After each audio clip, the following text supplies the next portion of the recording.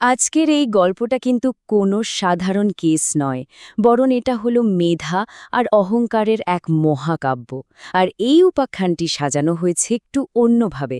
এর প্রত্যেকটা মোড়ে আমরা শিখব কিছু নতুন শব্দ, যেগুলো এই পুরো ঘটনাটাকেই যেন জীবন্ত করে তুলবে। চলুন তাহলে এই উপাখ্যানে প্রবেশ করা যাক। আমাদের এই কাহিনী বা ক্রনিকল মোট ৬টা অধ্যায়ে ভাগ করা। প্রত্যেকটা অধ্যায়ই গল্পের এক একটা গুরুত্বপূর্ণ বাঁক, আর সাথে থাকছে ভাষার নতুন পাঠ। তো গল্পের শুরুটা হচ্ছে এমন একটা শহরে যেখানে আমাদের দেখা হয় মহান গোয়েন্দা মিস্টার সুজনের সঙ্গে।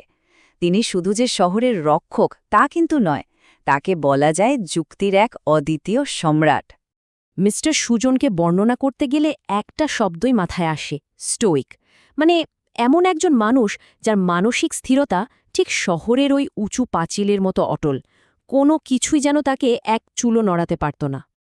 আর ঠিক সেই রাতে এক রহস্যময় ছায়ামূর্তির আবির্ভাব হল। তার সেই যে লুকিয়ে ছুড়িয়ে গোপন চলাফেরা, যেটা দেখেই বোঝা যাচ্ছিল মতলব ভালো না। এই ব্যাপারটাকে ইংরেজিতে বলে স্কাল্ক। কিন্তু দেখুন, এখানেই আসল মাজাটা।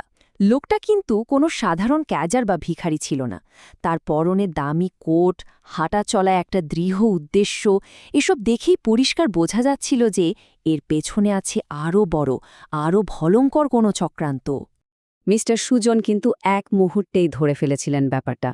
তিনি বুঝে গিয়েছিলেন যে এই ঘটনাটা একটা অশনির সংকেত। এটা গোটা শহরের শান্ত স্বাভাবিক জীবনযাত্রাকে লাইন থেকে ফেলে দিতে পারে, এক কথায় ডিরেইলড করে দেওয়ার ক্ষমতা রাখে। আচ্ছা, এবার আসা যাক রহস্যের একেবারে কেন্দ্রে। এমন এক অপরাধ যা নিজেই একটা বিরাট বড় ধাঁধা হয়ে দাঁড়িয়েছিল। তদন্তের সবচেয়ে বড় প্রশ্নটাই ছিল এটা। মানে ভাবুন একবার, একজন চোর সোনা হিরে সব ফেলে রেখে শুধু একটা সাধারণ নীল ডায়েরি চুরি করবে কেন? এই অদ্ভুত কাজটাই একটা প্যারাডক্স তৈরি করেছিল। মানে এমন একটা পরিস্থিতি যা সাধারণ যুক্তি দিয়ে মেলানোই যাচ্ছিল না। মিস্টার সুজন জানতেন লড়াইটা সহজ হবে না, সামনে এক কঠিন বুদ্ধির খেলা। তাই তিনি প্রথমেই নিজের পুরনো ল্যাবরেটরিটাকে রেনোভেট করার, মানে নতুন করে সারিয়ে তোলার নির্দেশ দিলেন। তার যুক্তির মন্দিরে যেন নতুন করে প্রাণ প্রতিষ্ঠা হল। একদম সময়ে নষ্ট করার মতো পরিস্থিতি ছিল না, যাকে বলে ডডল করার কোনো সুযোগই নেই। কারণ মিস্টার সুজন জানতেন চোরটা ঠিকই নিজের ভুল বুঝতে পারবে, আর ওই ডায়েরিটার জন্য আবার ফিরে আসবেই। কেসটা যতই অদ্ভুত হোক না কেন, মিস্টার সুজন শুরুটা করলেন তার সেই পুরনো বিশ্বস্ত পদ্ধতিতে। মানে তার অর্থোডক্স বা চিরাচরিত পদ্ধতি মেনেই তিনি কাজে নামলেন। ধুলো রাস্তরণ থেকে খুব সাবধানে আঙুলের ছাপ সংগ্রহ করতে শুরু করলেন। আর তারপর অবশেষে সেই ষড়যন্ত্রের পিছনের আসল লোকটার পরিচয় পাওয়া গেল। আর সে আর কেউ নয়, এই গল্পের অহংকারী রাজা, শিল্পপতি মিস্টার খন্দকার। মিস্টার খন্দকার ছিলেন ট্রুলি এক ম্যালেভোলেন্ট শক্তি। মানে তার মনে শুধু অন্যের ক্ষতি করার ইচ্ছা। নিজের লাভের জন্য গোটা শহরের সর্বনাশ করতেও তার এক মুহূর্তের জন্য বাদ হতো না। ওদিকে খন্দকারের যে সঙ্গীকে ধরা হয়েছিল তাকে দিয়ে কোনো লাভই হলো না।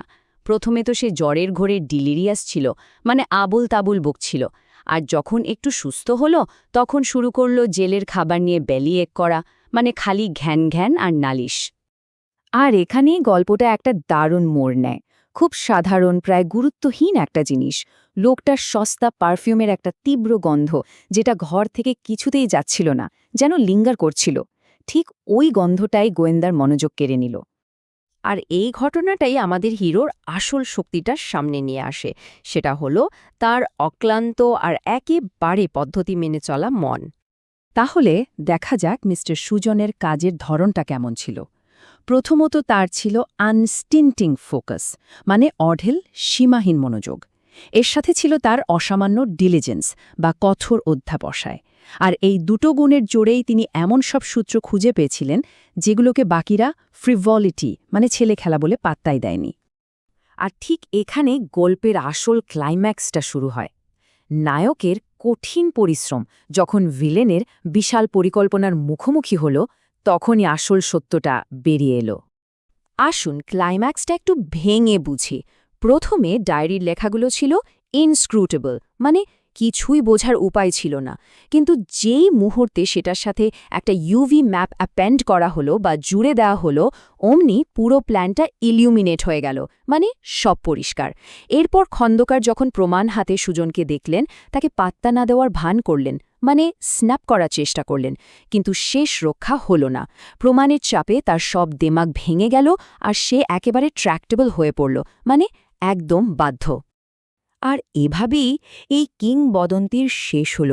চলুন এবার খুব তাড়াতাড়ি সেই শব্দগুলো একবার দেখে নিই, যেগুলো এই পুরো গল্পটাকে গড়ে তুলেছে। গল্পের প্রথম দিকের শব্দগুলো তাহলে একবার ঝালিয়ে নেওয়া যাক, কেমন মনে আছে তো? মিস্টার সুজনের স্টোইক বা অবিচল ভাব, ছায়ামূর্তির স্কাল্ক করা, মানে লুকিয়ে চলা। সে যে কোনো সাধারণ ক্যাজর ছিল না। শহরের শান্তি ডেরেলড হওয়ার ভয়, সুজনের ল্যাব রেনোভেট করা, ডায়ারির সেই প্যারাডক্স বা জটিল ধাঁধা, তদন্তে একটুও ডডল না করা, তার অর্থোডক্স বা চিরাচরিত পদ্ধতি, খন্দকারের মেলেভেলেন্ট বা হিংস্র উদ্দেশ্য, আর তার সঙ্গীর সেই ডিলিরিয়াস অবস্থা। আর এর পরের শব্দগুলো গল্পটাকে তার পরিণতির দিকে নিয়ে গেছে। যেমন ওই লোকটার বেলিয়েজ করা বা ঘ্যান ঘ্যান করা, পারফিউমের গন্ধটা যেটা লিঙ্গার করছিল, সুজনের আনস্টিন্টিং মনোযোগ আর ডিলিজেন্স, মানে অসামান্য পরিশ্রম, যা বাকিদের কাছে ছিল ফ্রিভলিটি বা ছেলেমানুষি। তারপর ডায়েরির ইনস্ক্রুটেবল বা দুর্বোধ্য লেখা, যার সাথে ম্যাপ অ্যাপেন্ড করার পরেই সবকিছু ইলিউমিনেট হয়ে গেল। খন্দকারের সেই ব্যর্থ স্নাব বা অবজ্ঞা, আর সবশেষে তার ট্র্যাক্টেবল বা একেবারে বাধ্য হয়ে পড়া। যাবার আগে একটা প্রশ্ন রেখে যায়, এই কিংবদন্তির মতো ক্ষমতা তো একটা ডায়েরি বা মাইক্রোচিপেও লুকানো থাকতে পারে। তাহলে আজকের এই পৃথিবীতে আসল অদৃশ্য ক্ষমতাটা ঠিক কোথায় লুকিয়ে আছে? এটা কিন্তু ভাবার মতো একটা বিষয়।